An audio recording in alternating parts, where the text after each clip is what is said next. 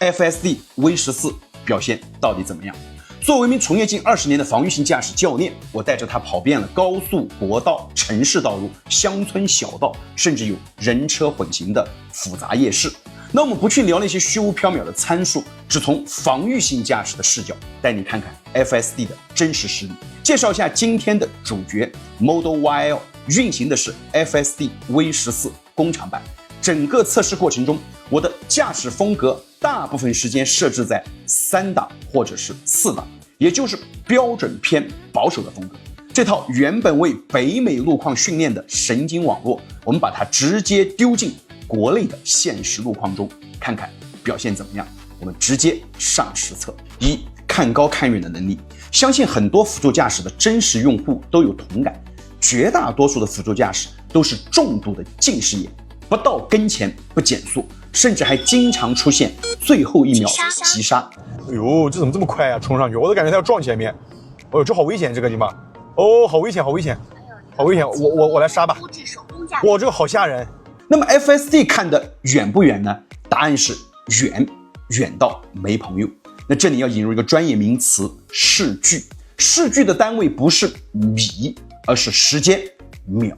防御性驾驶对人类司机的要求是要看到15秒以外的路况，那么 FSD 我测下来大概可以看到8到10秒的路况。你看它看得多远，这么远处的2个车都看得见，你看到没有？这个明显是遥遥领先，看得远。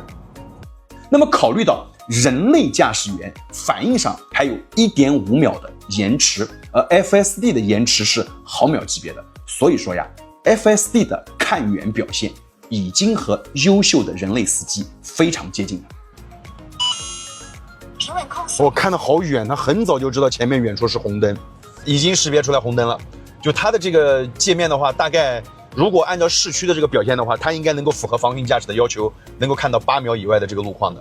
你看，甚至可以通过速度的控制去避免红灯停车。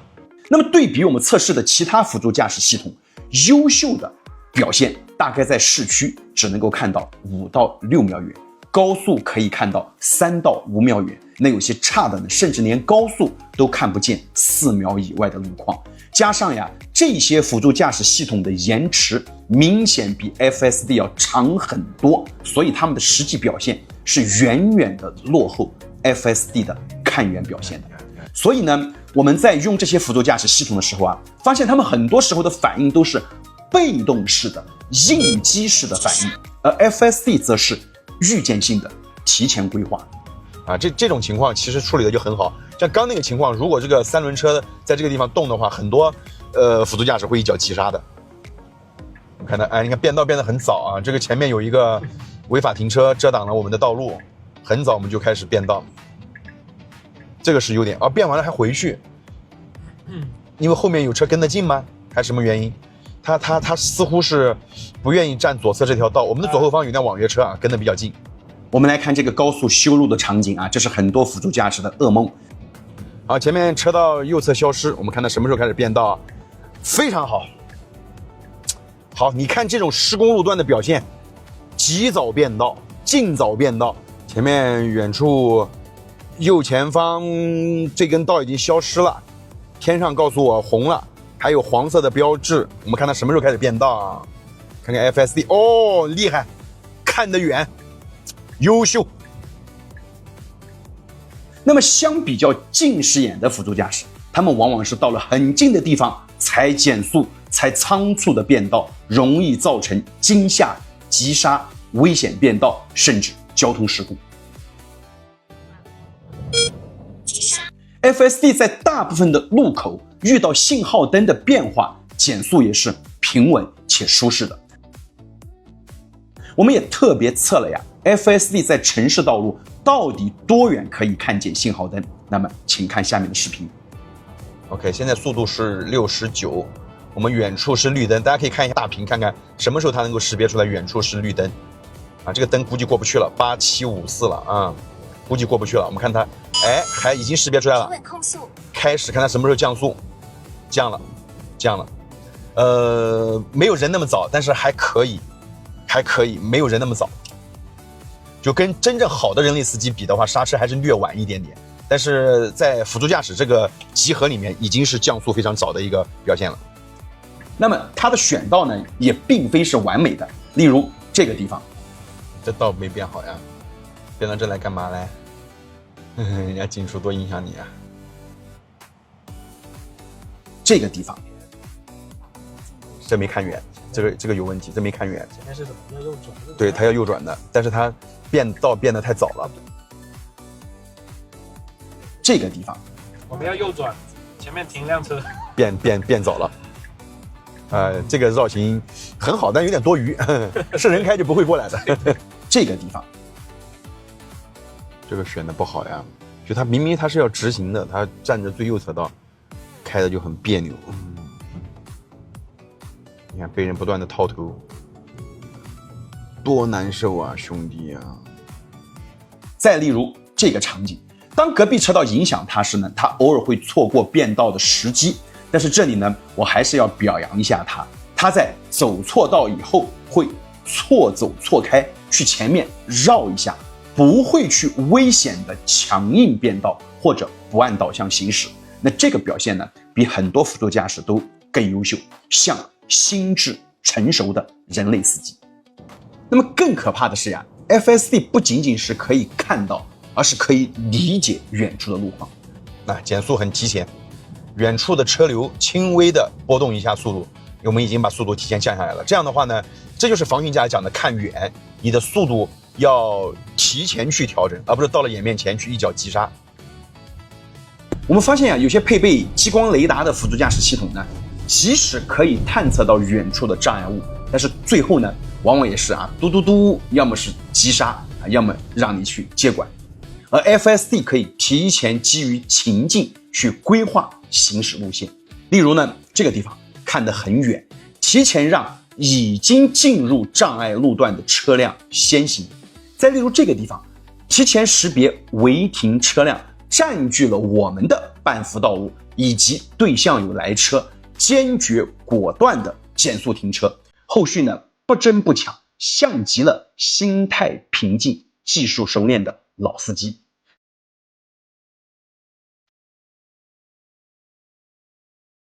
再说说 FSD 的控速表现，我们过去试过很多辅助驾驶系统它的控速呢严重的依赖限速，那么这个显然是不合理的那 FSD 呢像是有自己的风险意识。我举个例子当公路的两侧建筑物比较多的时候，它会开的明显比限速慢一点，好像他知道这周围人比较多，风险比较高。当两侧没有建筑物时，它会开的呢明显比限速稍微的快一点，那这个表现呢就非常的拟人化了。那么 FSD 呢还有能力去预测其他车辆的行驶意图，例如可以预判到这辆小车即将进入高速，提前主动减速，而不是等待对方侵入我们的车道后再被动的减速。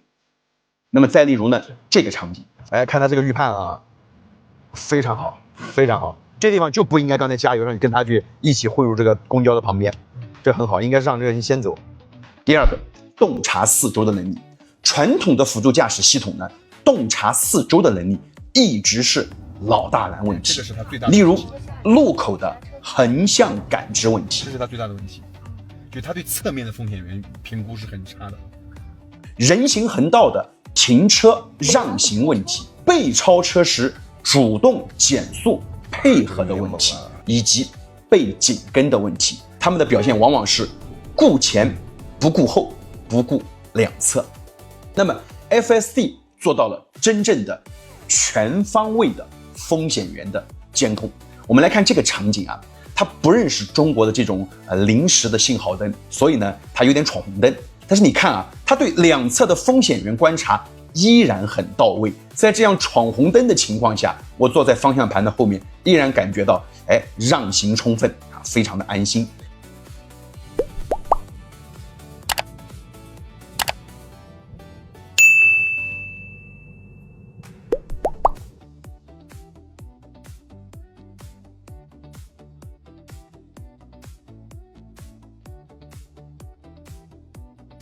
再看这个地方，注意看，黄色货车还没有侵入我们的车道， FSD 已经开始提前减速。显示出了对于两侧横向碰撞风险很好的识别。FSD 看的还特别的宽，横向感知做的特别好。看这个场景，左边来车了，哦，特别棒，他能看到左边这个车，对，这种其实挺危险的。对，危险。再来看这个路口，两侧盲区 ，FSD 充分的减速、靠右观察、让行，然后驶出，这是优秀人类驾驶员的表现。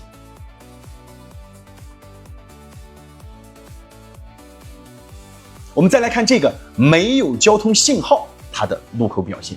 这个没有信号控制的路口，停车观察太久。对，这种就安心一点。对。再看 FSD 的掉头表现，那么这说明FSD 不仅前面看得远，后面看得也远，所以它的掉头没有影响任何人。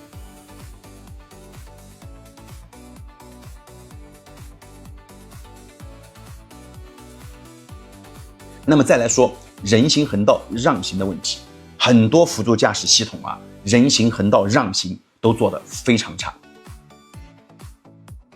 但是 FSD 不仅对人行横道上的行人可以提前识别进行停车让行，甚至对人行道上还没有进入人行横道的行人、汽车人能够提前做动态的预测停车让行。那么来看这个地方这个让行其实挺难的 ，FSD 发现的早，停得稳。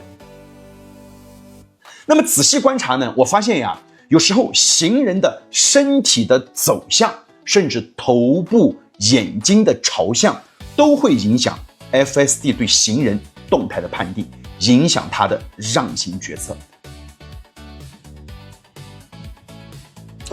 踩了脚刹车，路口遇到疑似闯红灯的人，他在踩了脚刹车。我们看看 FSD 怎么处理这个很好，稍微有一点点的迟疑感，但是那个人一停马上就走，说明系统是在预判这个人的这个动向的。我相信如果那个人刚才继续很莽撞的往前冲的话 ，FSD 会停车的。那么这个就非常让人惊叹了端到端的魅力展现无疑。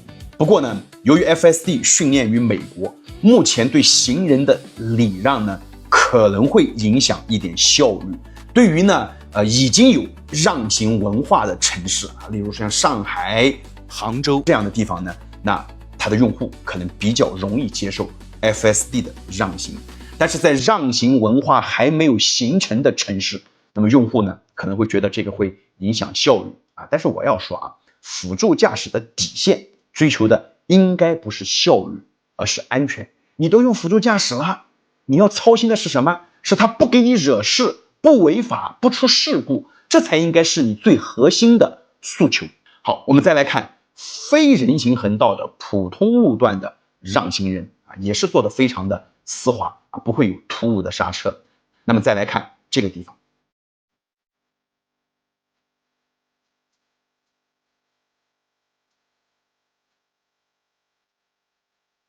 那么至于被超车呢，大部分的辅助驾驶系统都是在被侵入车道的瞬间急刹减速，有的个别辅助驾驶呢，甚至压根不做反应。而 FSD 可以提前预判其他车辆准备超车、准备变道的意图，提前采取应对措施。那么再来说被紧跟，在防御性驾驶的领域被紧跟意味着容易被追尾。大部分辅助驾驶对于被紧跟这件事情呢，是不采取任何措施的既不调整车速，也不做让行。那么 FSD 在被紧跟时呢，好像他偶尔会变得兴奋起来，偶尔会调高自己的安全阈值，变得稍微激进一点，加速行驶，和后车拉开距离。那有时候呢，还会主动的减速，鼓励后车超车。那这个操作就太舒服了和防御性驾驶的要求可以说是一模一样。3、主动沟通的能力。很多辅助驾驶使用转向灯的习惯就非常的差总是让我感觉灯打得很晚，像是一个驾驶习惯很差的司机，道都快要变完了，为了避免罚款再来补个灯。FSD 的表现呢就比较的拟人化，像转弯、掉头、驶离高速这些场景呢，它的转向灯提前量就很多。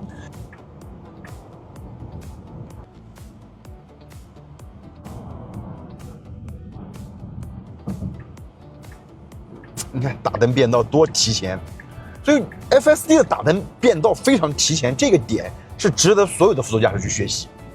很多辅助驾驶都是逼到最后不得不变才去变道，做最后1秒的变道，人家这个叫提前的主动的变道，两码事儿。那么变道呢就分情况，车多的时候它的打灯就比较早，那车少的时候呢就不怎么提前啊。那么呢，这仅仅说明啊 ，FSD 规则化的沟通表现比较好，但是主动沟通引人注意的能力，那么就比较差了啊，可以说是几乎没有。那么我认为这个主要原因是受限于训练的环境，在欧美，按喇叭和闪灯往往被视为呢不礼貌，甚至带有挑衅意味的驾驶行为，所以在神经网络的权重里呢，鸣笛和闪灯被严重的压制了。那么 FSD 呢，它不去引人注意，并不能说明它就不懂得预判。那么你看啊，它大部分场景下可以对别人的细微动作采取行动啊，例如减速避让，甚至停车。那么从防御性驾驶角度啊，我不得不说，减速和避让虽然能够化解一部分风险，但是在复杂的中国路况下，避让代替不了沟通。面对盲区和分心的司机，你不发出声音提醒他，就等于把安全寄托在了对方的身上。而且在道交法实施条例中，闪灯和鸣笛也有相关的规定和要求。那么我们来看这个场景啊，非度向路上倒车，对方的司机看不见我们，那这里呢必须主动鸣笛沟通。再来看这个场景，那这辆丰田呢明显不正常， FSD 也没有沟通。那过去的时候呢，我发现这位驾驶员啊正在玩手机。那我过去以后，我也发现他的车呢不自觉的就飘过来了。再例如这个地方，这辆车明显的向左偏过来， FSD 只是轻微的减速，也没有沟通提醒。他不沟通，他刹掉车，就这个，哎，你看又来了。再例如这个地方啊，也应该鸣笛沟通。再例如这个地方，那么白色本田呢很可能会变过来。看后面那个白色的本田是要变道的，我有点害怕的，我手已经准备按喇叭了，要做一个简单的沟通的。4. 营造空间的能力。先说停车距离。那么停在其他车的后方时呢，我作为司机啊，可以看见前车后轮的着地点。那这种停车距离呢，既能防止前车溜车，又保留了不倒车就能够一把打出去绕行的脱困空间。那这也是比较标准的防御性驾驶要求啊，显然 FSD 呢跟人学到了。再来说跟车时距， FSD 的表现啊不稳定，有些时候明显车距过近1秒左右，有时候呢还行3到4秒。车距呢似乎与我设置的驾驶风格呀有一些关系，但是我不确定啊，好像是设得越保守车距越远。但是呢，他好像又是一个驾驶习惯不稳定的驾驶员，有时候即使我选择了保守型的风格，他也是忽远忽近啊，全凭他的心情。那这个表现呢，我猜测呀是端到端训练的结果。跟车过近实际上呀是个国际性的难题，但是 FSD 啊，它看得远，反应快，所以呢倒也没有很大的追尾前车的风险，但是存在被后车追尾的风险啊。但是我还是要讲，放在我们的社会环境中，其实它的车距已经比大部分人更好了。你不信可以看看我去评测其他辅助驾驶系统一些视频啊。当我表扬一个辅助驾驶系统跟车距离很好的时候，那很多人在底下喷我啊，说这个太远了啊，做不到，你居然设置5档，1档都被加载怎么样啊？他们完全不顾及法律法规和安全，全凭个人的不良的驾驶习惯。好，那么再来说横向空间这一块，那么 FSD 呢表现呢也很好，超越行人2轮车3轮车时能够拉开足够的横向间距，当间距不够时呢， FSD 选择耐心的跟着。那这也符合欧美主流国家的这个法律要求啊，超越行人和2轮要拉开1.5米的横向间距。那不过这个表现呢，我估计很多人啊也会批评它保守。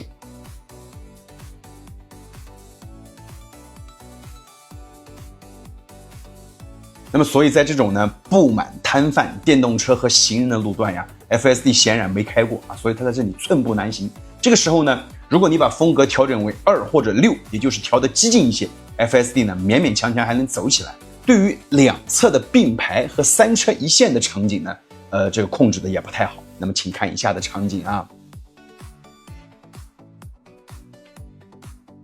5. 拟人化的情境感知能力。FSD 展现出了令人惊叹的情境感知能力啊！给各位看几个场景啊，每一个都是规控辅助驾驶很难处理的地方。第一个场景啊，我们导航把它带到了一条非常小的路 ，FSD 果断地向前走，看见前面的乱停车堵住了小巷子，毫不犹豫的马上开始倒车掉头。那这个场景难在哪呢？一是呀，你看它可以迅速准确的评估前方道路能不能通行；二是呢，决策非常的果断，方向稳定。那如果换到规控的系统呢，那这里呢就很可能退出辅助驾驶系统，或者会顶上去出不来，或者会疯狂的抽动方向盘。那么第二个场景呢，那么看他找路的能力啊。当他发现这个巷子啊被堵了以后啊，他开始四处的张望，尝试找路。那注意这个地方啊，他刹了一脚车啊，像不像人类减速啊？利用这个减速的时间观察巷子里能不能走的那个感觉，那这个节奏呢和人太像了。那么再来看这个地方啊，他发现不通，他准备出去了啊，不往前面走了。他从这个口出去的时候选的这个口出来一气呵成啊。那我副驾当时坐的那位老司机呢，认为啊还可能出不去，那我认为呢可能还要来回倒2把，结果 FSD 是一把成功。哎呀，没问题，很极限，但是没问题。这个我都不会这样走，我可能会从刚刚进来那个地方出。它的整体的，就是对于这种感知尺寸的感知比人要好。那么第3个场景呢，左边的小货车倒车，那么司机呢很可能没看见我们呀，那么很可能发生碰撞事故。FSD 的选择是减速观察，等待对方司机转头与我们进行眼神确认，并且停车了，我们再继续同行。这是非常标准的防御性驾驶表现，我们称之为叫眼神沟通。那么第4个场景啊，这种人迹罕至的道路，落叶遮盖了一部分路面，树枝和杂草占据了一部分道路。那么地图上呢，也没有高精地图的线了。那么 FSD 一样可以开。那么这就是惊人的拟人化。6. 使用建议： 1. 帮他呢多看后视镜，某些场景下需要加油鼓励他走啊。例如这里啊，通过这种没有信号灯控制的路口，那么 FSD 呢会停车观察再走。这显然呢是美国先停先走的习惯。那么但是我们不能说啊 FSD 停车就是错的，因为我国法律对没有信号灯的路口要求也是停车瞭望。但是还是那句话，在现实里几乎没人这么干，所以 FSD 停车呢还是容易被追尾，所以你要帮他多看镜子。再例如呢，路口右转红灯的情况下呢，他也会右转必停，这显然呢也是老美的习惯啊，这也存在被追尾的风险。那么再例如某些场景下啊，他会把一些灯笼误识别为红灯停在路上。再例如这个场景啊，他把潮汐车道上面的红叉误识别为红灯停在路上。再例如呢，这个场景他把禁停标志识别为呢停车让行标志。那么再例如呢，这个地方啊，这个停止标认错了，误判了啊，他把它认成停止标了。那么例如这个地方呢，有红灯和停车让行的标志，那么 FSD 呢误把地上的阴影线条当成停止线，停的路口比较远啊。像这种莫名其妙的停车场景呢，你在确认安全的情况下，应该踩踏加速踏板，鼓励他走啊，预防被后车追尾。那么第二个呢 ，FSD 在某些场景下也会有异常的方向抽动啊，例如汇入高速的这个场景。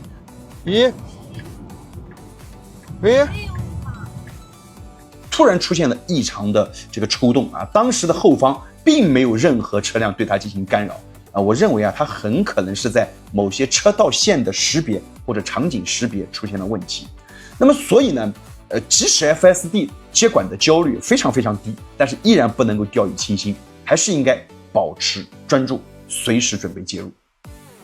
第3个点是呢，要灵活的利用驾驶风格帮他去调控车距。正如我之前说的啊 ，FSD 偶尔呢跟车偏近，存在被追尾的风险啊，我们还是应该用驾驶风格帮他去改善一下他的跟车距离。那么第4个点呢，依然存在压实线被罚款扣分的风险。FSD 呢跨越实线呢，坦白讲还是蛮常见的啊，这也是和老美的驾驶习惯有点像啊。虽然啊，即使是跨越实线，它的变道也很安全，但是呢，咱们为了避免被罚款、被扣分，那还是应该呢适当的要介入一下。那第5个点是呢，低矮和悬空障碍物的识别呢，依然还是有些问题的啊。那么看过我们 V13测试的朋友应该还记得。V13 的低矮和悬空障碍物识别是比较差的，那么 V14 呢，低矮障碍物识别有提升啊，例如标准的减速带 FSD 可以做到提前减速，但是呢，那些不标准的减速带，那它依然呢很难识别啊。那么 V14 呢，对于前向的悬空障碍物呢，识别呢好像提升比较大。那例如这个地方啊，是稀疏的树叶，那 FSD 就很有信心减速向前开。但是遇到茂密的树叶或者枝干，那么 FSD 会犹豫不决。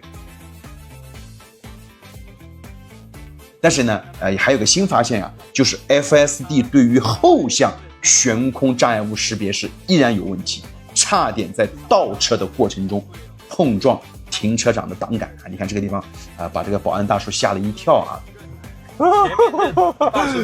幸亏我的反应还是一直在观察，我都不敢一点，我测辅助驾驶一点不敢放松。还好，要刚才撞了栏杆2000块，肯定要赔掉的。那么第6个点是呢，偶尔需要利用转向灯帮他选最优车道。那么 FSD 呢，显然没有中国的道路知识，那就是呀，小路口里面很多人窜出来是不减速、不停车、不看的。如果我们有条件，应该选择视线更好、远离小路口的车道。那例如这个地方啊，应该给个转向灯，让他去左侧车道行驶。测完 FSD， 我的总结是，这是目前我测试过的综合体验最好的辅助驾驶系统。作为一名从业近20年的防御性驾驶教练，我可以非常负责任地说，它在绝大部分复杂路况下的预判与决策，跟我自己的驾驶习惯都差不多，甚至一部分是一模一样的。整个过程中，我的接管焦虑非常的低，偶有的一些介入和接管啊，也是因为他对中国的法律法规、标志标线啊，或者说特殊路况不熟悉。那么也有些呢是出于效率的目的去做了接管。那么基于我过去近20年的培训、评估各类非职业职业司机的经验，可以说 FSD 在绝大部分场景下，它的决策质量和决策的稳定性已经超越了大多数的人类老司机。而且还要注意哦，它是没有情绪的，它是不知疲倦的，它是不会分心的。那么一个甚至还没有对中国路况做针对性训练的算法，光靠底层通用的风险感知和避让的逻辑，就已经在大部分场景下做到像老司机一样的防御性驾驶，令人感叹的真正的端到端的魅力。那真正的端到端学习的它不是规则，而是真实世界的物理规律和人类的生理规律。那这令我呢非常期待本土训练结束后的正式版的 FSD 的表现。但是我也并非没有顾虑啊，我也很担心，当 FSD 开始在中国训练以后，有没有可能染上一部分中国司机的糟糕驾驶习惯？那这主要取决于特斯拉工作人员的数据清洗和筛选的工作我们拭目以待。那么到最后我依然要郑重的提醒大家， FSD 表现的再像人，当前它依然是辅助驾驶，而不是自动驾驶。无论系统看起来有多么的优秀，驾驶员依然必须时刻保持专注，随时准备介入，因为安全的主动权永远要握在你自己的手里。